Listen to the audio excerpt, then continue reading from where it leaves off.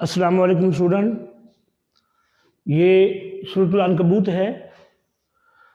آپ نے پہلے یہ بات ذہن میں رکھنی ہے جو میں ہر ویڈیو میں بتاتا ہوں ترجمہ قرآن کے اندر، کہ آپ نے سب سے پہلے تعارف یاد کرنا ہے، پھر مضامین یاد کرنے ہیں، پھر اس کا خلاصہ، اگر اس کے موضوعات ہوں تو اس کے موضوعات دیکھنے ہیں، اور اس سے ہٹ کر علمی عملی نکات میں سے کم 5 یاد کرنے ہیں۔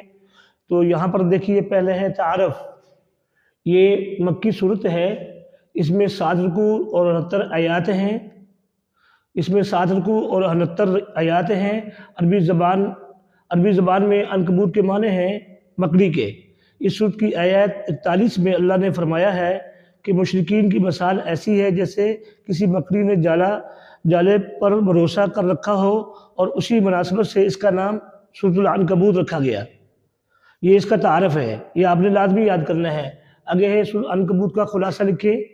جواب آئے گا، کافروں کا ظلم سہنے والے مظلوم مسلمانوں کو تسلی دینا ہے اس صورت کے اندر۔ آگے سوال نمبر 2، اس صورت کے آخر میں مسلمانوں کو کیا ہدایت دی گئی ہے؟ تو جواب آئے گا، جو لوگ اللہ کی راہ میں جدوجہد کرتے ہیں، اللہ ان کے لیے بہت سی راہیں کھول دیتا ہے۔ یہ آپ نے سوال لازمی یاد کرنا ہے۔ آگے ہے سوال نمبر 3 ہے، حضرت محمد صلی اللہ علیہ وسلم اپنی قوم میں کیوں مقبول تھے؟ تو جواب آئے گا، حضرت محمد صلی اللہ علیہ وسلم شروع سے اپنی قوم میں بلند صفات اور اعلیٰ کردار کی وجہ سے نہایت ہی مقبول تھے۔ سوال نمبر 4 ہے، حضور کو اپنی قوم کے کس رویے کا دکھ ہوتا تھا؟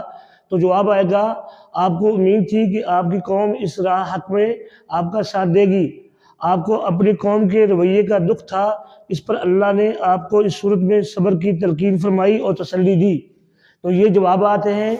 سوال نمبر 1 تعارف ہے، سوال نمبر 2 سورۃ العنکبوت کا خلاصہ لکھے، سوال نمبر 3 جو ہے اس صورت کے آخر میں مسلمانوں کو کیا ہدایت دی گئی، سوال نمبر 4 ہے حضرت محمد صلی اللہ علیہ وسلم اپنی قوم میں کیوں مقبول تھے، اور سوال نمبر 5 ہے حضور صلی اللہ علیہ وسلم کو اپنی قوم کے کس رویے کا دکھ ہوتا تھا۔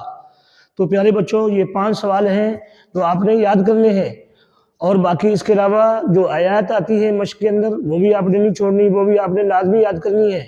اور اس کے علاوہ جو ہے چھوٹی چھوٹی آیت بھی ہوتی ہیں شارٹ کے اندر، وہ بھی آپ نے نہیں چھوڑنی۔ تو بہرحال جو چیزیں میں نے بتائی ہیں یہ اس کو آپ یاد کریں، آپ کے پیپر بالکل قریب ہیں۔